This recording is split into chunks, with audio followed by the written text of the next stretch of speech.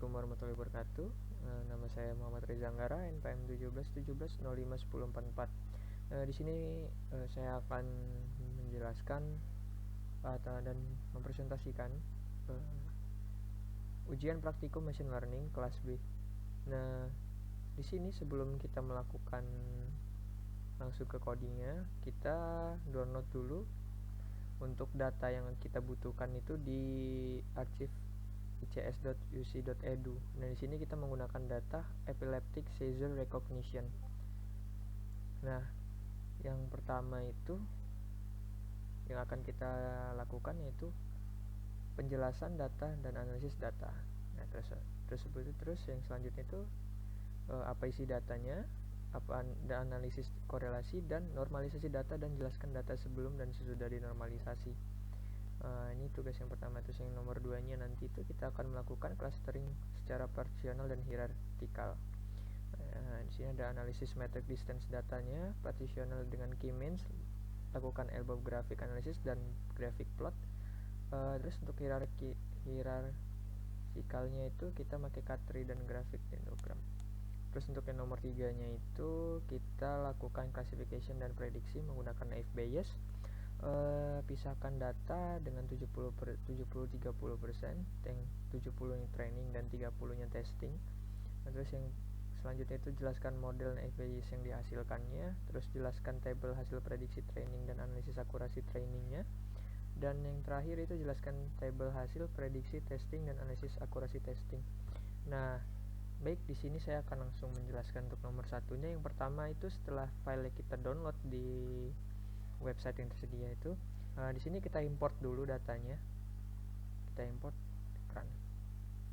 Nah, setelah datanya terimport, kita lihat hasil dan view. Nah, ini untuk summary-nya. Dan di sini ketika kita menjalankan command view, di sini akan menampilkan data view-nya. Jadi di sini nampil dari X untuk batas X-nya. Di sini dari X-nya sendiri itu dari X1 sampai dengan X 170-an kalau tidak salah. Untuk masuk ke batasan Y itu, nah dia untuk batasan Y itu masuk di kolom 310. Ini 180, kolom 180. Ini ketika kita view data kita. Terus yang selanjutnya itu kita lakukan normalisasi. Di sini kita untuk normalisasi pertama itu kita cari rata-ratanya dulu menggunakan fungsi apply. Di sini ada file apa data yang akan kita cari minnya. Terus di sini kasih ada marginnya dan ada apa yang fungsi yang akan kita gunakan untuk mencarinya. Jadi di sini misalkan kita ingin mencari rata-ratanya itu kita klik ini, kita menggunakan min. Nah, setelah itu jalan kita mencari standar deviasinya. Setelah kita mencari min dan standar deviasinya di sini, maka kita buat fungsi, kita buat variabel normalisasi data, dimana kita menggunakan scale di sini. Nah, di sini untuk menentukan datanya gimana. Nah, jadi my data dengan diagram dengan marginnya min 1. Sini untuk centernya sendiri kita menggunakan min data. Nah, untuk scale-nya itu kita menggunakan standar deviasi data. Setelah kita jalankan, dia akan masuk ke sini. Lalu selanjutnya kita view.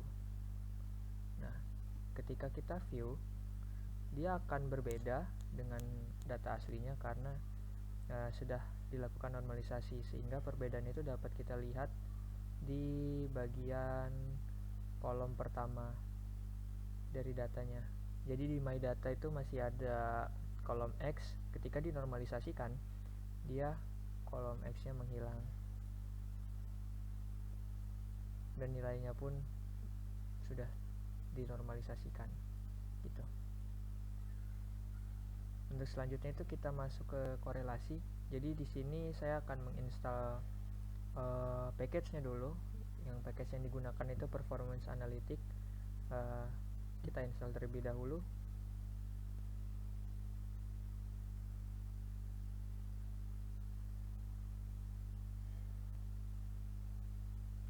Setelah diinstal, kita jalankan library-nya. Setelah berhasil dijalankan, maka kita coba Cortex Data normalisasi dengan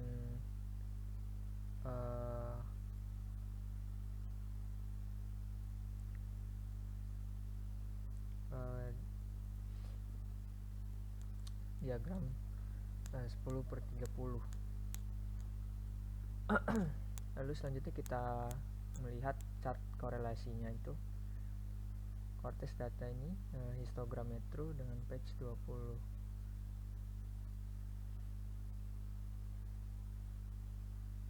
Nah, maka hasilnya seperti ini.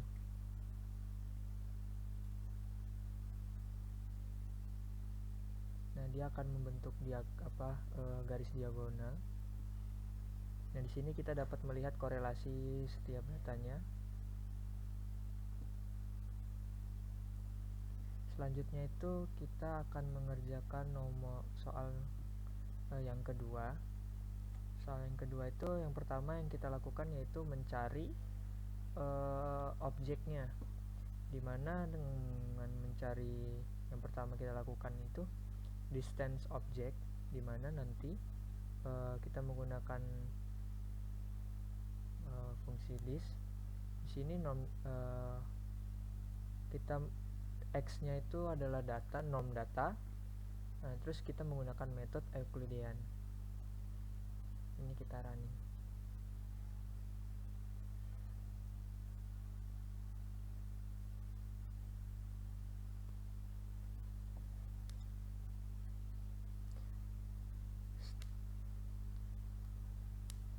Setelah selesai, nanti selanjutnya kita akan mencari tabel, membuat variabel baru yaitu table distance, dimana nanti di dalam table distance itu berisi matriks dari distance objeknya gitu. Ini sambil menunggu berjalan.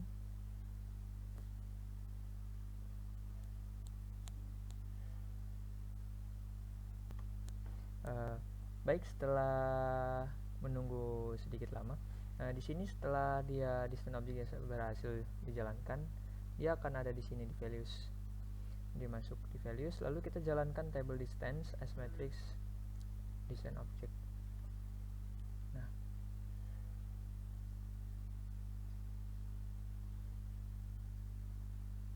kita setelah menjalankan ini, lalu kita selanjutnya membuat partisi k-means clustering gitu. Nah, dapat lihat setelah table distance yang berhasil itu di sini kita dapat melihatnya di sini table distance. Nah, selanjutnya kita untuk mencari k-means-nya itu kita variable k-means k data, dimana nanti isinya itu k-means norm data dengan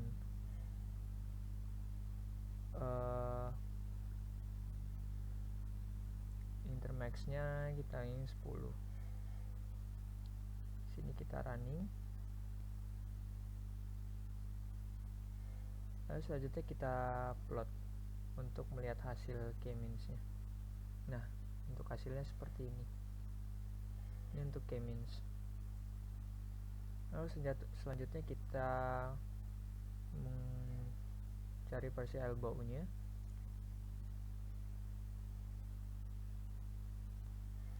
Setelah itu kita jalankan. Di sini saya dari kolom 1 sampai 15 for i, dimana indeksnya itu dari 1 sampai dengan 15. Setelah for ini berjalan, selanjutnya kita akan menampilkan plotnya, dimana indeksnya nanti dari 1 sampai dengan kolom 5, indeks ke-15. dengan tipe B. Nah,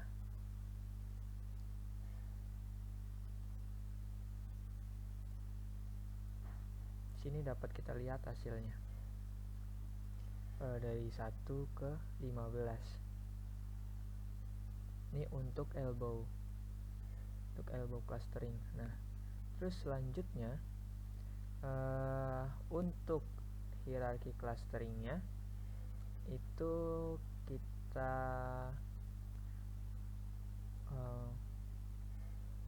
norm data hclass, di mana hclass distance object menggunakan metodenya dengan average. Okay.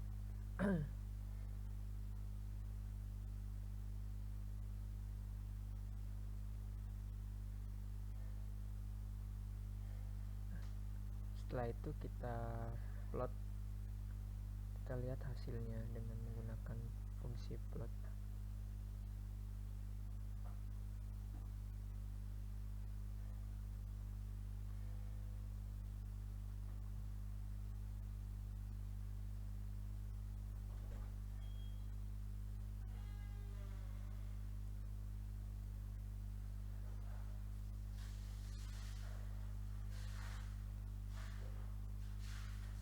Nah, sini dapat kita lihat untuk hasil dari cluster dendrogramnya.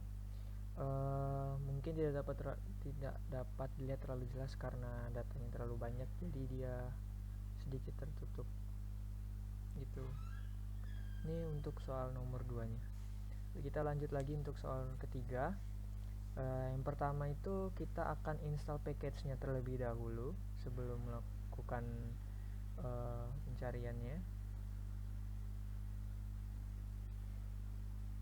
Di sini kita menggunakan package yang pertama tuh dplyr, terus ada package naive bayes-nya, terus yang selanjutnya itu ada package psych.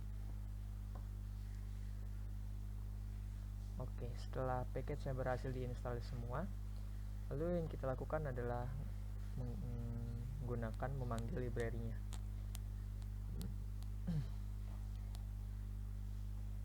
Nah, setelah library yang dipanggil, di sini kita generate sheet-nya. Generate sheet itu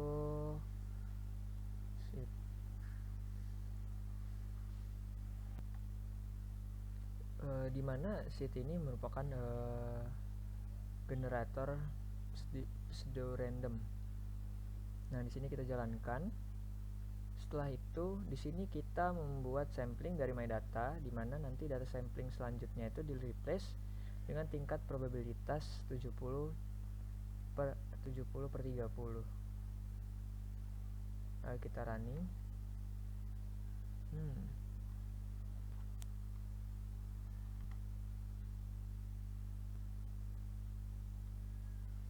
Oke, kita runningnya berhasil. Terus di sini kita membuat variabel di train dari x ke 1 MyData. X ini merupakan indeksnya, indeks ke 1. Lalu selanjutnya di sini kita membuat variabel data test dari x kedua dari MyData. Setelah berhasil dibuat, di sini kita akan melakukan klasifikasi model naive bayes dari kolom Y, kemudian data dtrain dengan nilai use kernel sama dengan true. Nah, di sini kita running. Ada sedikit error. Setelah kita running klasifikasinya, kita running untuk melihat hasil. Kita runningnya itu npdiag. Jadi di sini untuk hasilnya.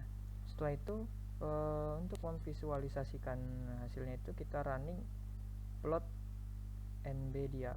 Nah, di sini kita sedang menunggu hasil dari visualisasinya. Di sini saya akan pause dulu sambil untuk menunggu hasilnya. Lalu setelah selesai di running untuk view plotnya tadi, maka hasilnya akan seperti ini. Nah, jadi sesuai dengan data yang kita download tadi, keterangannya itu disebutkan bahwa untuk section 2, 3, 4, dan 5 itu bisa dibilang tidak ada penderitanya. Jadi untuk penderita epilepsi itu dia lebih dominan di variabel H2-nya gitu. Lalu selanjutnya setelah kita memvisualisasikan, di sini kita melakukan pembuktian dengan D-train. Nah, untuk hasilnya itu min X-nya itu 1,2 sekian, dan untuk standar deviasinya itu 0,4 sekian. Nah, di sini kita lanjut lagi untuk pembuktian dengan ditesnya itu akan mendapatkan hasil yang kurang lebih bisa dibilang sama. Di sini kita menggunakan Y sama dengan 3 untuk keduanya. Lalu kita coba di sini menggunakan Y-nya mulainya 5. Sini juga Y-nya 5. Dengan X-nya itu kita menggunakan X yang ke 10. 10.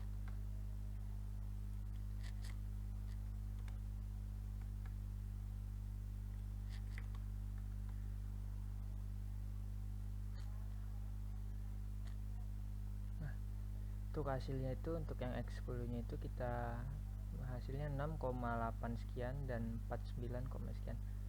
Untuk di tes yang selanjutnya itu hasilnya 7,026 sekian dan 47,39 sekian. Nah, di sini kita lakukan untuk mencari probabilitas dari model Naive Bayes-nya.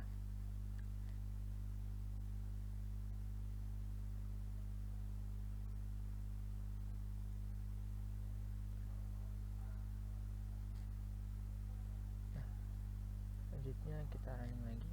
Nah, untuk hasilnya, terus kita lakukan prediksi berdasarkan D-train. Kita running P1 nya, maka P1 nya akan hasilnya seperti ini untuk prediksinya. Ini untuk P1 nya. Lalu untuk prediksi berdasarkan D-test itu ini, hasilnya itu ya ini untuk hasil prediksi berdasarkan D-test. Mungkin cukup sekian yang dapat saya jelaskan. Terima kasih sebelumnya, maaf apabila ada kesalahan. Selamat sore, assalamualaikum warahmatullahi wabarakatuh.